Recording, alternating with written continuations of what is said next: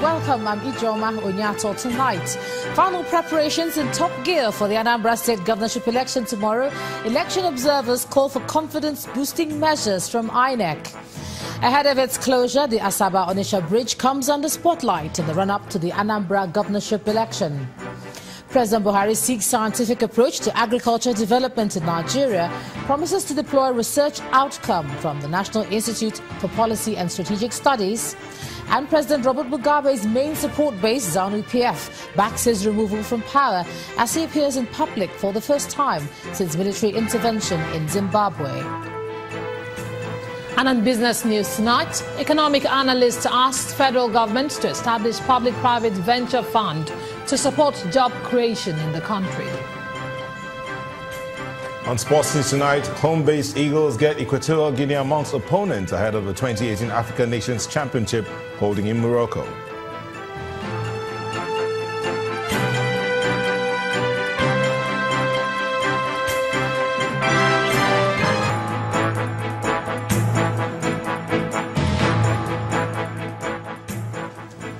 We begin tonight from Anambra State, where all seems set for Saturday's governorship election. Now the campaigns are over and politicians are watching from the sidelines to let the electorate decide who runs the affairs of Anambra State for the next 4 years.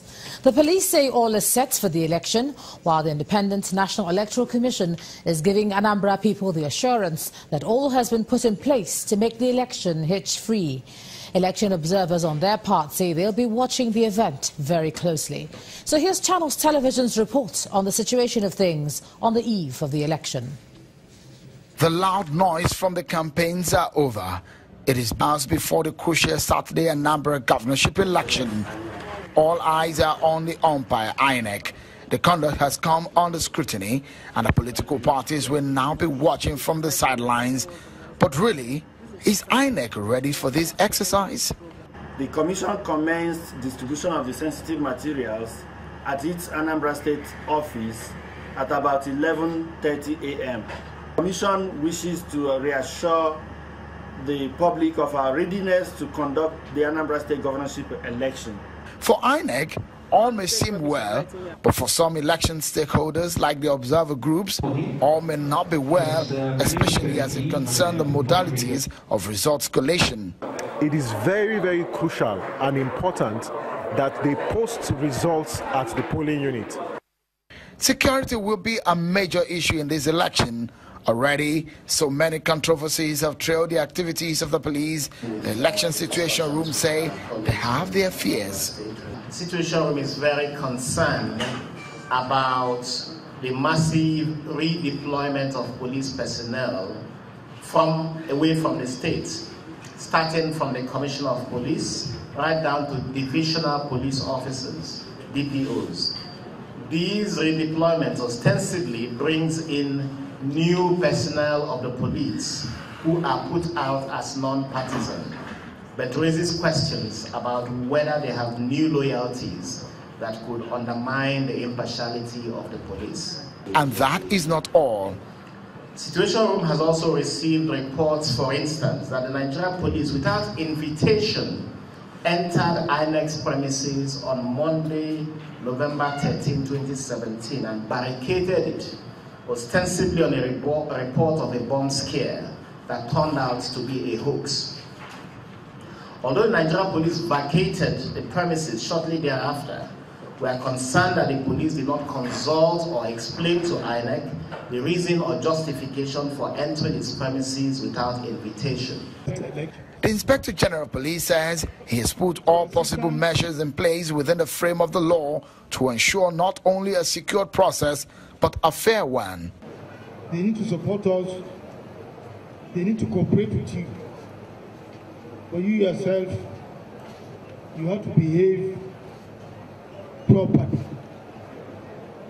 Don't do things that will shame the police. Saturday, the 18th of November 2017, will go down as a historic day in the politics of the Southeast region, one in which the people of Anambra State will have had the chance to determine the future. From Awka, the Anambra State capital, Shunwa Kimbaloye reporting for Channels Television News. And while preparations continue, the Enugu State Police Command is making good its promise to begin a stop-and-search operation at the Niger Bridge, which is the border it shares with Anambra State. Business activities in Onitsha are also winding down, and in this report we take a look at the level of preparedness in Onitsha. The popular Niger Bridge acts as a boundary between Delta State and its closest neighbor, Anambra State. The bridge sitting on the River Niger connects the southeast to the western part of the country. It is bordered by Delta State to the west and Anambra to the east. Since its construction in December 1965, the bridge has proven to be one of Nigeria's busiest ones, fostering trade and investment. And it gets busier than usual. That's because the Delta State Police Command is planning to shut it down because of the Anambra elections to prevent any breach of security. There is also a stop-and-search exercise to ensure that hoodlums do not have access into the state.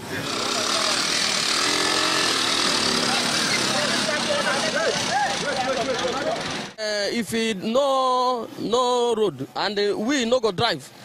Because if a passenger they call motor they carry passenger they come market. I be say you go see where to make carry person go market. But if you road no go, I be say we go stay for house so because of our life.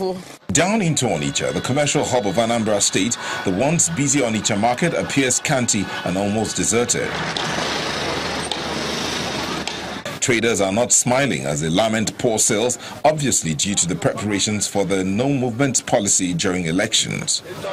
For some of them, they are ready and willing to go to the polls, while others feel reluctant. Now I'll be at home, but for election, I will boycott the election. I won't vote any for anybody. Although it will affect our market, but at least I encourage Anambrarians to come out en masse and vote. With all of these in place, it appears that people are set to go to the polls to elect who would govern them for the next 4 years. And the security agencies say they will leave nothing to chance to ensure the success of the exercise. Let's take you live now to Awka, the Anambra State capital, where our political correspondent Sheung Okimbaloye is standing by. Hey, Sheung. Thank you so much, IJ, and welcome to Awka, the Anambra State capital. I'm now being joined on the news at 10 by INEC National Commissioner Prince Solomon Shoyabi and the convener of the Civil Society's Election Situation Room, Mr. Clement Nwankwo. Thank you so much, gentlemen, for coming under the news at 10 tonight. Let me begin with you, Prince Shoyabi. There are apprehension because China's television is all about town, finding out the preparations for these elections. Logistics seems to be a big concern. A lot of your ad hoc staff are still around town looking for how they will be transported. Are you afraid that the age-long disease that bedevils elections in Nigeria, that is logistics, will not rear its head again tomorrow? Well, I doubt it very much. I agree with you in the early hours of the day and in the afternoon. There were mix-ups, and this has really abated a lot. Most of the coppers actually wanted to choose a place where they will work, but then where they were posted was obvious, and we went and made sure that we pasted the list for all the statewide in all the local government areas. This has abated now. I'm coming from about 4 different local governments. I've not even seen the single copper there waiting at the local government to be transported. For Mr. Nwankwo, you and your colleagues who are observing this election, you've raised concern about the issues of security. Aside that, is everything okay from what you have observed today ahead of tomorrow's exercise?